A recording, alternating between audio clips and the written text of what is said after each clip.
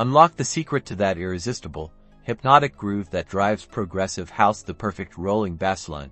Let's dive straight into crafting this signature progressive house element. We'll start with sound design. Open your favorite synthesizer and aim for a warm, analog-like tone. A sawtooth or square wave is a great starting point, layered perhaps with a suboscillator for that deep foundation. Crucially, we need a sustained sound. Adjust the amplifier envelope to have a good amount of sustain, meaning the note rings out for as long as you hold it. Avoid a sharp decay.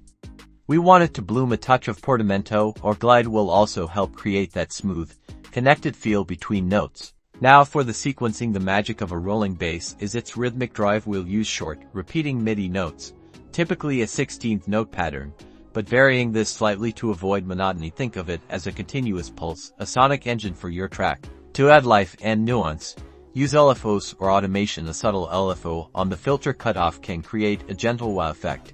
Adding subtle movement, we can also vary the velocity of each note slightly to give the pattern a more human, less robotic feel, especially noticeable in the higher frequencies of the bass tone. For mixing, frequency shaping is key. Use your EQ to carve out space. Boost the fundamental frequencies where your bass has its power, typically in the 80 to 120 Hz range. Gently roll off anything muddy below that and perhaps a slight dip in the lower mids to prevent clashes with other elements. Compression is your friend here. Apply a compressor with a fairly fast attack and release to glue the notes together and ensure a consistent, powerful output. Don't overdo it.